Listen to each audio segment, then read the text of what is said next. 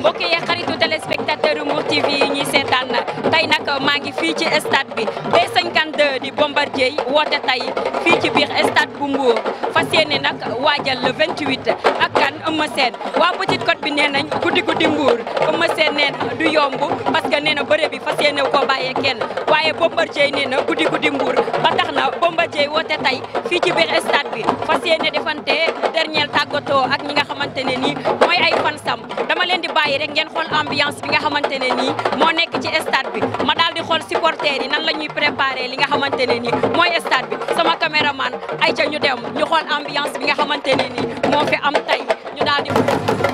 di neex tonton nuyu naa la. man Amadou Dioum laa tudd. yaa ngi si jàmm. waaw bëgg ci yéen ba pare. waaw loo bëgg ma wax te combat bi mat na en déféré la. guddi guddi Mbour. guddi guddi Mbour. waay waaw mooy ñëwaat. waaw kon neex na tonton nee na guddi guddi Mbour. maa ngi nii nag taxaw ak koo xamante ne nii nee naa la lamb rek a ko ñor mooy tonton Malick Thiandoum tonton nuyu naa la. mais nuyu naa la di nuyu waa Mbour TV yëpp ak ñi nga xam ne ñi ngi safoo seen télévision bi. maa ngi lay jaajëfal di la xamal ni rek combat la bu nga xam ne Bombardier soxla na waa Mbour jàppale ko soxla la waa Mbour gunge ko Eumeu Sène soxla na waa Pikine gunge ko parce que bomb li nga xam ne moom lay ndamoo mooy Mbour soo ko waxee mu ni guddi guddi Mbour donc képp kuy doomu Mbour war nga gis sa bopp ci slogan boobu parce que moom mooy porte drapeau wu Mbour te gox bu nekk la fay ñuul moo fa dim ñàkk kon nag waa Mbour war nañu fier ci seen doom waa Pikine waruñu leen ko yóbbul donc mobilisation bi vraiment ñi ngi leen di ñaan ñu ñëw fees stade bi rivaliser ak waa Pikine parce que li ñu gis Pikine ci open press su Eumeu Sène wane nañu waa Pikine pare nañu pour feesal stade bi donc Mbour kenn musu leen jam naa ni je pense que ñoom également dinañu ñëw concernant le combat nag combat bu metti leen nar a doon parce que Bombardier li mu yor nee na moom mayewu ko saraxewu ko abalewu ko lebalewu ko da koo bëgg a téye ba dem ak moom retraite Eumeu Sène nee na waa Pikine li ma leen defal yëpp fàtte leen ko benn rek laa leen desel mooy roi des arènes te dama bëgg a dem jëli ji ko ci Bombardier ñëw indil leen ko loolu mooy enjeu combat bi mu nekk combat bu nga xam ne dina metti lool parce que Bombardier wax dëgg neex yàlla ci combat bi moom la ñëpp jox favori et logiquement moom mooy favori parce que moom mooy roi des arènes mais mi ngi am challenger bu dangereux muy Eumeu Sène fan la ko Eumeu di jaar loolu mooy question bi xam naa le 28 dina leer. incha allah lan ngay wax supporters yi ñu ànd ak dal ak tey loo leen di ñaax. waa surtout rek discipline ku nekk ñëw gunge sa mbër def le maximum de bruit pour may ko doole yokk ko fit parce que supporter dafa war a galvaniser ki muy supporter mobilisation bu rafet mais lépp dans le fair play xam ne ndam li mënul génn Sénégal ñun ñëpp ñun ñoo ko bokk Eumeu Sène ak Bombardier ku ci mënti daan Sénégal ngay des ndam li mënul génn Sénégal d'autant que trophée président de la République la donc mënul génn réew mi nañu xam ne ñun doomi réew mi lañu ay jeunes lañu te une jeunesse saine mooy jeunesse bu nga xam ne amul violence donc non à la violence. merci beaucoup waa Mbour TV ñu ngi lay jaajëfal ci kàddu yi rafet yi nga xamante ne ni moom la jot a ñaax li nga xamante ne ni mooy ndaw ñi waaye defe naa Bombardier nag bu yegsee fii xelam dina dal parce que macha allah waa Mbour yëpp génn nañ fas yéene koo teeru dañuy daal di rek doxantuwaat ci biir maa ngi nii nag taxaw ak ñi nga xamante ne ni ñooy journaliste Tata nuyu naa la. maa ngi lay fay sama teewaay journaliste la comme moom dafay def li nga xam ne mooy open press te open press boo ko déggee mooy ñëw wax ak ñi nga xam ne ñooy presse bi te ma bokk ci maa ngi tudd Adama Diop nekk Sud FM. gis nga stade bi ñi ci biti sax ñoo gën a bëreeti donc mu nekk loo xam ne mooy dernière ligne droite B52 ngir saafonte ak ñi nga xam ni mooy public Mbour bi donc ñun rek man en tant que journaliste sportif dama ñëw pour def sama liggéey et puis c'est pas la première fois ndax foog naa ni ëpp na lu mat 9 ans ngi nii maa ngi topp ku mel ne Serigne Dia Bombardier di ko toppee ku mel ne Yaxya Diop Yékini ak yeneen i mbër. fair play ànd ak discipline ndax mbër mi moom wax dëgg kii la ko ne war nga xam ni Serigne Dia Bombardier nekkul mbër mu violent nekkul mbër mu xamadi nekkul mbër moo xam ne tamit dafay ñëw pour indi leneen donc maa ngi wax jeunesse bi daal nañu ànd ak daal xam ni ki ñu àndal c'est pas n'importe qui c'est le roi des arènes et il va pour défendre son titre donc loolu nga xam ne tey moom la yore en main dama bëgg jeunesse bi bàyyi ci xel bañ a def dara loo xam ne violence la ànd ak Serigne Dia Bombardier comme ni mu koy waxee guddi mbuur bu ko defee mu ñëw ñuy ñëwaat ak jàmm ak salaam. xam nga sport moom ku ko wax rek da ngay wax discipline sport discipline la parce que suñu la ne football mbaa ñu ne la bëri dañu lay naan discipline football la mbaa discipline nangam donc su fekkee ci tubaab dañuy jiital baatu discipline maanaam baatu yar ndax sport balaa nga koy mën a def il faut nga am yar bon mbër mi nga xam ne moom mooy dem bëri ji soo ko buggee gunge da nga koy gunge ci xel mu dal gunge ko ci rafet te xam ne tamit sport ñaara ci am rek da ngay am mbaa nga ñàkk mais li ci mënti xew mooy ñun ñëpp ñoo bokk ndey ak baay yaakaar naa violence réglé wul dara li Bombardier wax ci keroog bu muy def caravane bi yaakaar naa leer na supporters yi nañ toog ci kaw stade bi supporter lii nekk ci enceinte bi moom moo koy réglé foofu supporter du fa taxaw mbokk du fa taxaw àndandoo du fa taxaw keneen du fa taxaw moom mooy taxaw ci biir enceinte bi réglé ko moom ak Eumeu Sène ak li ci mënti am ak li ci mënti xew supporter bi li ko war mooy ànd ak sa mbër gunge ko soo amee dam nga feedu ko soo amee jël nga defal ko te xam ne dafa daan ay nawlem ba yegg si foofu yaakaar naa ku dem ba jël roi des arènes moom mooy capax ndaw gi ci titre boo xam ne tey ci lamb ci Sénégal mbër manees na ka am ku dem ba am loolu nag c'est parce que da nga daan say nawle daan say mag daan say rak te yaakaar naa Bombardier fu mu nekk nii ku ko defal la gën a soxla ku ko yàqal ndax dafa nekk sur la voie de sortie mënoo nekk xameewuñ la yàq nga dem ba nekk voie de sortie nag muy am ay lënt-lënt yoo xam ne day ñëw di entacher sa carrière ba su ëllëgee soo bàyyee ndaw yi nekk sa ginnaaw soo nekkee ci plateau yi lépp loo waxati xëy na dinañ la dut baaram ne la sa combat sangam say supporter nii lañ comportement bi lañ amoon te mu doon comportement boo xam ne du comportement exemplaire ba loolu pour ñu bañal ko Bombardier ñii ànd ak moom ay mbokam ay xaritam waa Mbour waa Sénégal ñëpp ñii ànd ak moom mais tamit ñëpp ñii ànd ak Eumeu Sène nañ ko yemale ci cadre sport yaakaar naa ne tey suñuy wax ay violence tout le temps ci lamb la c'est parce que la plupart des amateurs dañ dul yem fu ñu leen yemloo ndax amateur yow li la war mooy nga seetaan nga supporter mais kuy dem nag na nga am ne yow da nga jëli waaye nag mën nga faa amee ab jël mën nga amee ndam nga dem nguti waaye mën nga amee jël loolu moom il faut ku ne dugal ko ci boppam. appel à ses supporters ak les amateurs de la lutte moom mu xam ni conservation couronne lay bëre ànd ceeg waa Mbour bu fekkee mbër booy daanoo ñu bari duñu reer ñu bari seen xol du neex da nga war a def ndànk xool bu baax li ngay def te moom foofu la tollu léegi waa Mbour ak ñi ko faral waaw ñu xam ni violence moom ñàkk argument la rek ndax Bombardier mooy bëre mooy dugg ci biir làmb ji mooy bëre bu bëree nag supporter moo war nit ñi boo bëree daan ñibbisi mais boo bëree ba pare bugg a indi yeneen programme kooku nag génn nga cadre bëre sport moom bëre daan mbaa nga daanu mbaa nga match nul loolu nag leneen loo ki teg génn nga cadre bëre. kii nag ma taxawal defe naa dootuma ko présenter Petite Côte bi dootuma ko présenter li nga xamante ne nii mooy ñin ñi may seetaan parce que ku gis Serigne Dia Bombardier gis ko ci wetam tonton Mbaye Boye maa ngi lay nuyu. maa ngi lay fay sama jarbaat. yaa ngi ci jàmm. waaw maa ngi si jàmm bu baax a baax. naka ngeen di waajee combat bi.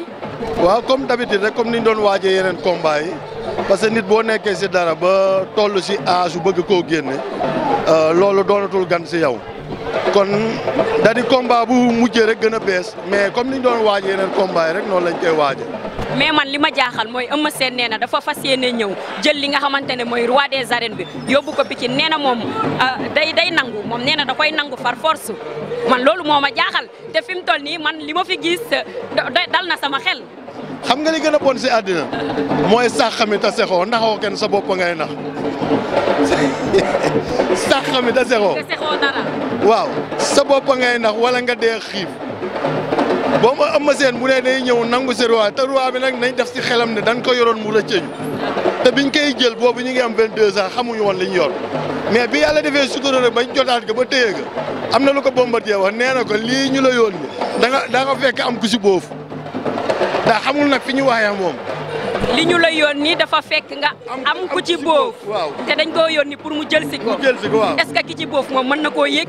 léegi nag ki si boof loolu mooy wax ji nan la war a yëkki ki si boof pour jël ko te ki si boof looloo ko gën a soxal Eumeu Sène defe naa kàddu yooyu leer na ci suñu bopp waaye dama ne yéen waa Pikine ñun waa Petite Côte bi duñu leen ko bàyyee de. du ma sa yomb du leen may dara. 28 incha allah dañu fas yéene dajewaat ak yéen ci stade bi ngir féete suñu nga xam ne mooy suñu victoire. guddi mbuur la ñu wax comme d'habitude rek guddi mbuur. jeex na tàkk nee na guddi mbuur damay daal di doxantu rek ba ci kaw daal di xoolaat rek keneen koo xamante ne nii moom lay daal di joxaat sama micro sama caméraman de ma topp rek may dew parce que nee naa la tey xale yu Petite Côte bi ñëpp génn nañ. comme ni ma leen ko waxee nag ndaxte defe naa fii nii kenn dootu ko présenté te waa Petite Côte bi ñëpp xam nañ ne yegg si nañ tey ci dëgg dëpp gi ah Eumeu Sène day jaay bandi waa Mbour dinañ ko wan ne du ci dara sëñ bi nuyu naa la. waaw maa ngi lay fay soxna. yaa ngi ci jàmm. maa ngi am tawfeex bu baax ñu ñëw fekk la ci li nga xamante ne mooy open press bi Bombardier woote tey mu fas yéene nekk dernier tàggatoo ak ay fansam nan ngeen di waajee combat bi yéen supporters yi. waaw ñoo ngi leen di nuyu di leen gërëm yéen ñëpp. waaw di wax waa Mbour na ñëpp jugandoo rek nu xaacandoo dóorandoo. ku dem supporter ji sunu mbër parce que amuñu lu dul Mbour kese nañ am tey jii nii bu Bombardier waree jóge Mbour dem Dakar di bëri ji ñun ñëpp mobilisé wu nañ pour dem te pare nañ pour nuñ mobilisé woon contre Wakam stade de Mbour noonu nañ pare pour mobiliser wu si kattanu yàlla incha allah yàlla may ñu ndam ñu dem ñëwaat mais instant bii nii Bombardier ku ne xam na ni Eumeu Sène mënu koo yëngal ku bëre si arène bi kooku noonu Eumeu Sène taxu koo jug. mu tey rek def ni mu doon def tey rek laa koy wax mu tey rek. waaw dama naan koon taxawal nga réglé sa garde si suuf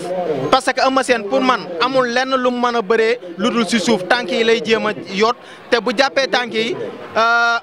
yaa seex mën naa mais yàlla bu ñu yegg foofu mais incha allah daal ñun am nañ confiance boo xamante ne nii incha allah Bombardier dina daan Eumeu Sène si kattanu yàlla. sa booy Sall combat bi ñun pare nañ ñun non stress ku ñu gis xam ne ñun stressé wuñ. di guddi Mbour comme ni mu koy waxee. incha allahu rabbi chaque année chaque jour niñ ko daan waxee rek noonu lañ ko fas yéene defaate incha allah. ànd ak dal ak teg. non violence. non ñun waxuñu dara violence ñun lépp si dal ak tey rek yaa ma gën a xam.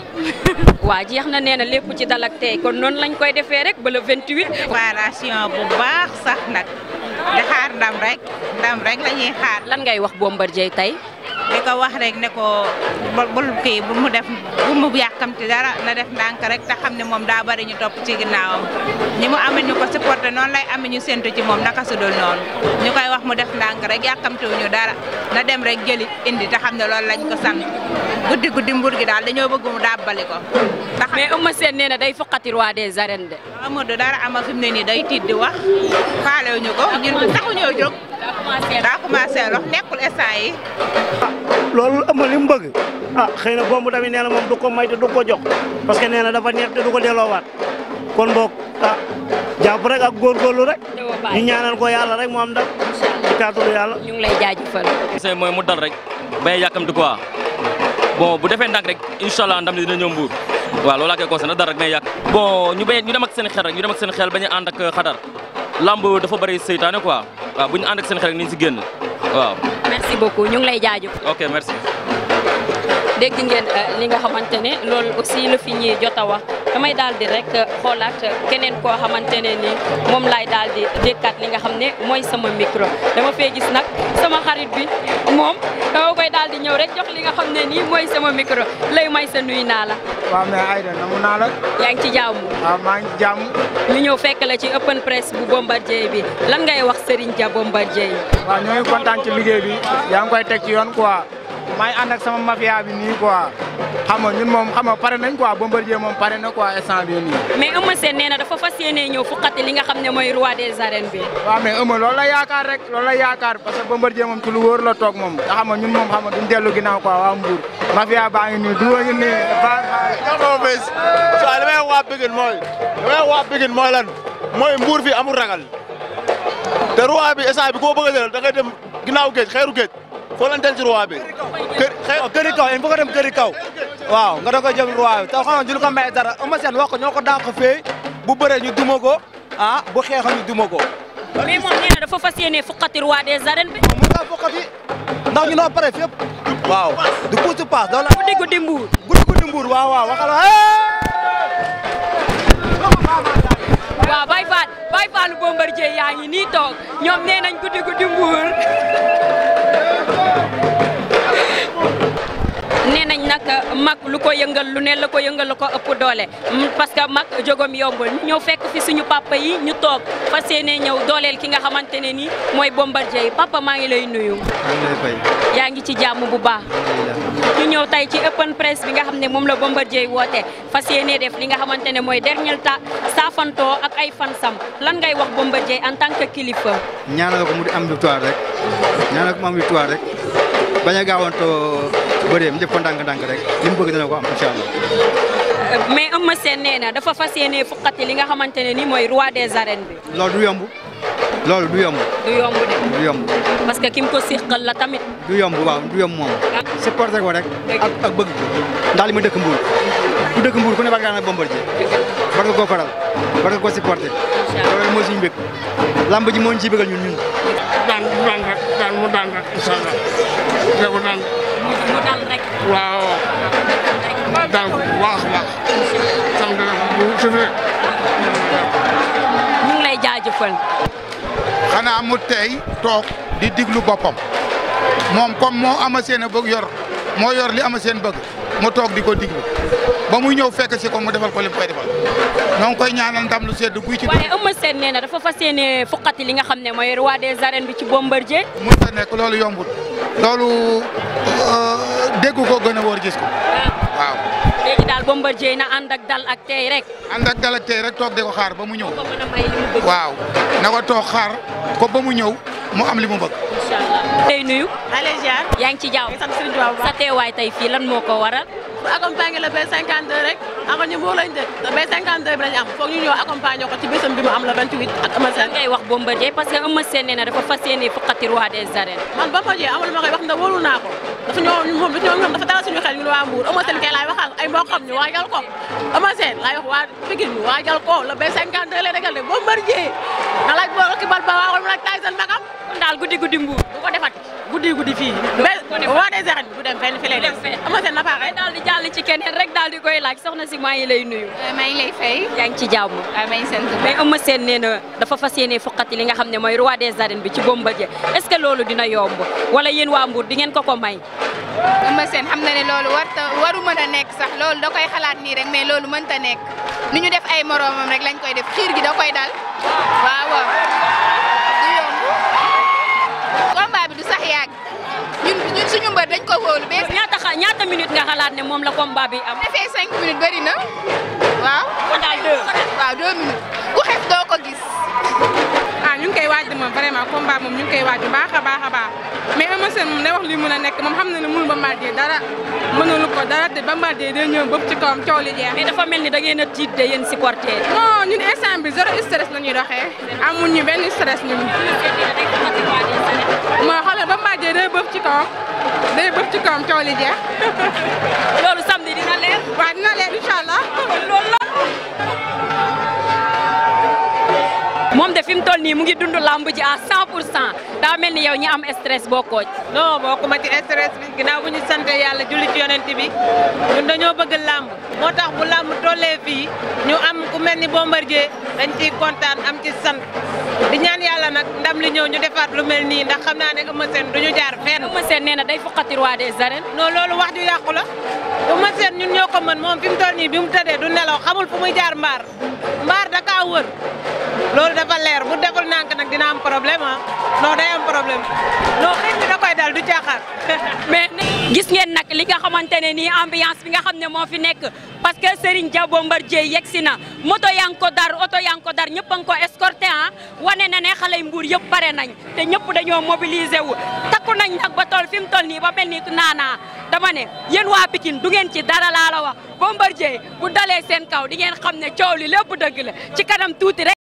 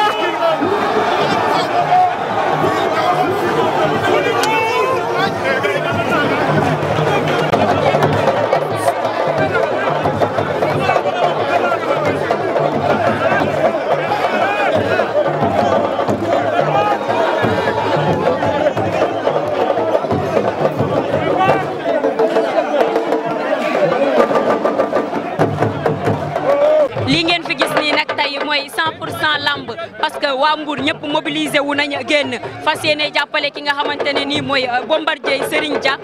ambiance bi nag ngeen di gis noonu ci ginnaaw Serigne Dia nag mu ngi bëgg a commencé li nga xamante ne nii mooy bakkoom saafonte ak ay fansam ku ne nag xam na ne lii nii rek doy na dal na xel sedd na xol waaye dama ne xool leen rek li nga xamante ne nii moo fi am ni ko waa Mbour teeroo tey ci stade bi sama yaram bi sax da doon daw waaye dama bëgg sama caméraman jox leen ambiance bi nga xamante ne nii moo fi nekk ak li Bombardier indi tay gis ngeen Serigne Dia Bombardier moo ngi noonu nag taxaw ci kanam ànd ak li nga xamante ne nii mooy waa stafam ñoom ñëpp gis ngeen ambiance bi nga xam ne moo am tey Mbour wane nañ ne guddi Mbour wane nañ ne lépp Mbour lay xewee Serigne Dia Bombardier yéen a ngi dégg tàcc yi parce que fans yi ñoom ñëpp bég nañ tey Mbour wàcc na ba zéro laa leen di bëgg a xamal yéen waa Pikine wàcc leen parce que waa Mbour takku nañ ba mel ni naanaa nee naa leen roi des arènes bi pour jël ko du yomb de Serigne Dia Bombardier ya ngoog ngeen gis ko nag mu fas yéene def bàkk bu am solo ak ñi nga xam ne ñoom la àndal dama leen di bàyyi rek ngeen xool ambiance.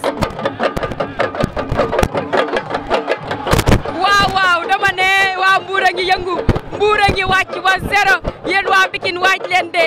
lamb ji nee naa leen le 28 samedi du yomb de parce que guddi Mbour.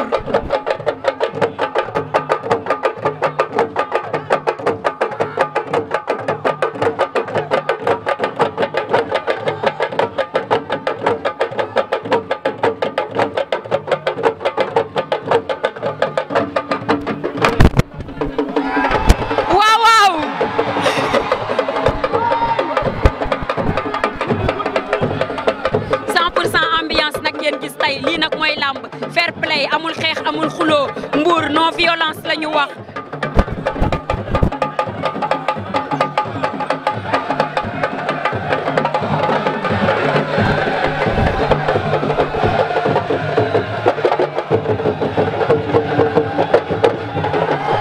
waaw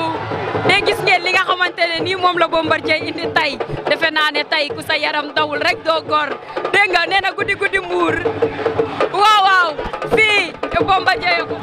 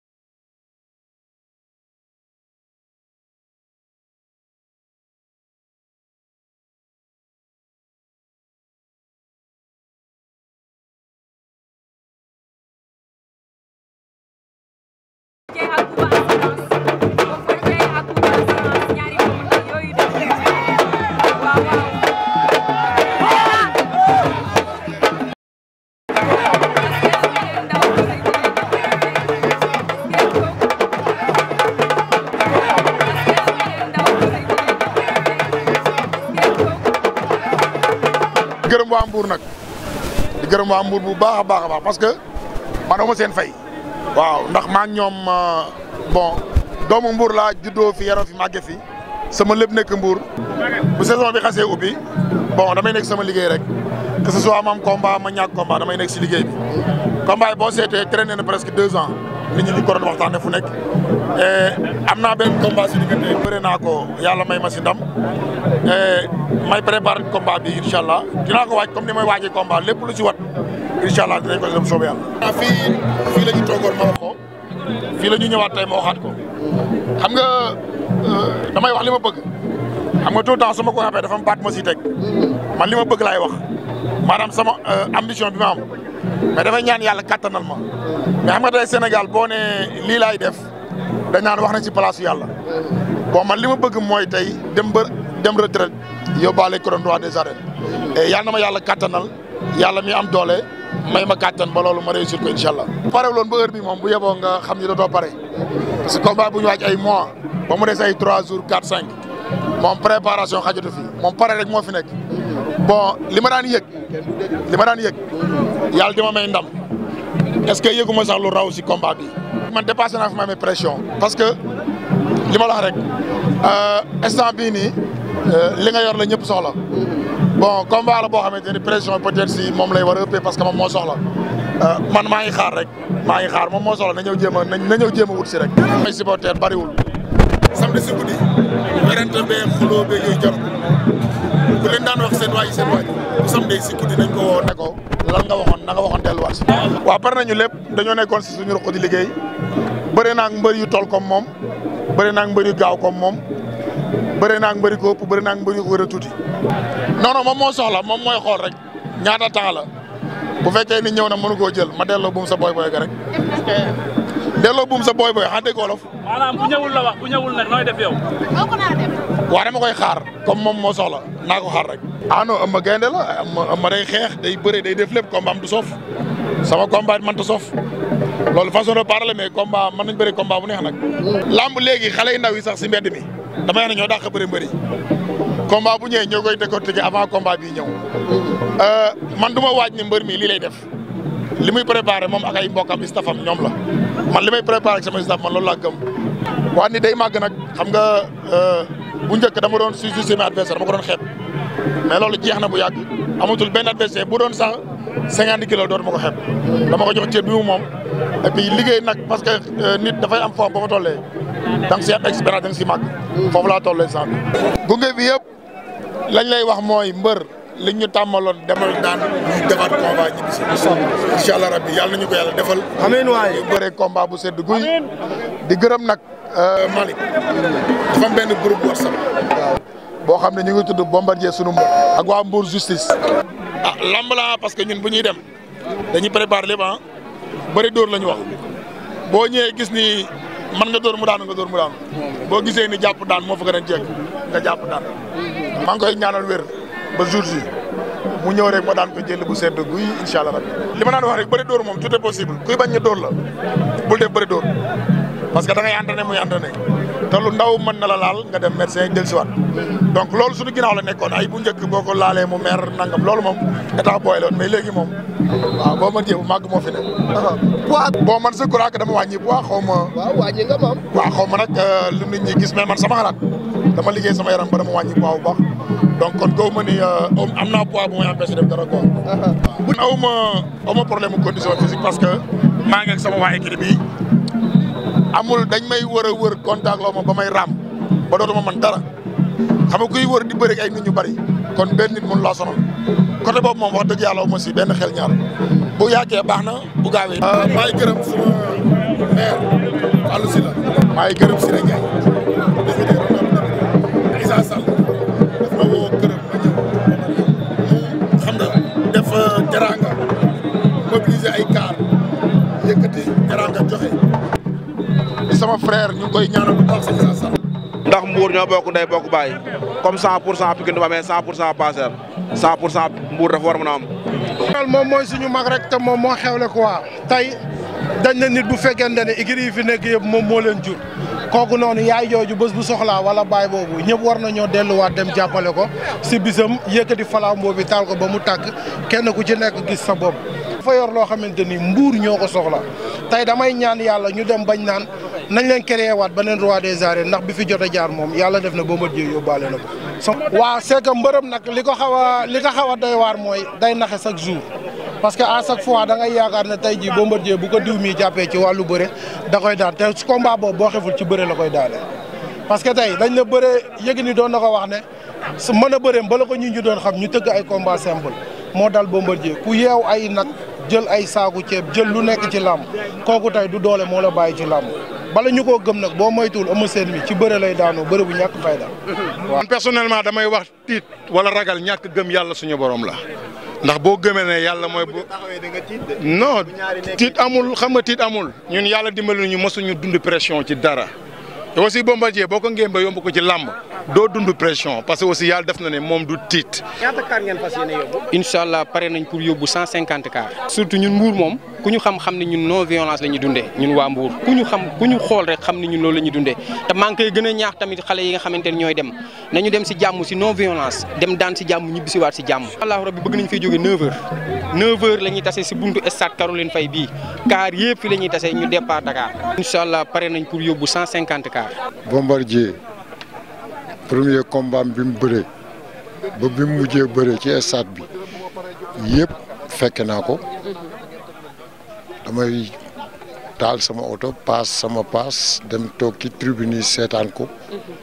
du ma wàcc sax ci xale yi duñ ma yëg sax bu may dem combat am yëpp laa seetaan xam naa valeur am li ma koy ñaan nag ci combat bi rek mooy comme ñoom dañoo soxla roi des arènes bi na teey rek moom kum ci téye bu soobee yàlla ak yonent bi kenn dootu ko wax na teey làmbam parce que làmb la lu ñuy làmb la xam nga lu ñuy làmb nii di ko làmb dañ koy seet rek moom nag bu teeyee rek di li mu bëgg incha allah dina ko am. mooy Doundou Kambay nag ku ne xam na ne moom mooy tëggal Bombardier. waaw ñu ngi koy pare comme ni daan pare combat yi rek ndax yaakaar naa ne làmb moom doon na bis boo xam ne moom dara jaaxalatu noonu parce que yaakaar naa ni sëriñ ba mu dalee bëreeg léegi yàgg na depuis ca caw cëngoo ba ni mu doonee roi des arènes ba ni mu ko ñàkkee ba ni mu ko jëlewaat masuta ànd ak benn tëggkat bu dul man te yàlla xam na ni wax dëgg neex yàlla doon na doomu Mbuur boo xam ni comme ni ngeen ko waxee léegi rek Bombardier day mbërum Mbuur li ñuy waajal nag pour dem Dakar loolu Ndiaga Sarr defar na ko ba mu normal yow xam nga Ndiaga xam na la yaakaar naa ni yëf yi moom dina metti torop parce que làmb ji ba mu dooree ba nëgëni si saa yu nu amee combat Dakar rek dan naan roi des arènes bi dañ koy jël mais nag xam nga tamit mbiri sunu borom kenn xamu ko waaye day wax lu ko neex rek ndax ku ko xool nu bu ne da koy foqati day wax lu ko neex rek. kon daal fas yéene ngeen a indi bàkk yu bees tàq. dama la bàkk yu bees tàq ak ñëwaat Mbuur ñëwin wu bees tàq. mbokk téléspectateurs yi gis ngeen nag li nga xamante ne nii la Sista Aïda moom la leen jëlali woon tey fii ci biir stade bi parce que Bombardier tey def na fi ambiance boo xamante ne nii macha allah nee naa la li ma fi gis tey samedi bu wàccee Dakar non Dakar dina màbb ba zéro dama ne yéen ñi nga xamante ne nii nag yéen ñu doon seetaan defe naa bég ngeen parce que ambiance 100% moo fi am wane nañ ne lii mooy làmb wane nañ ne sport kaf la ak ree ak fo non violence la ñu wax kon incha allah le 28 fële ca Dakar ak waa Mbour TV ñun ñëpp fas yéene nañ fa àndaat defaatal leen comme li nga xamante ne ni moom ngeen fi gis tey ambiance bi moom 100% la ba samedi incha allah le 28.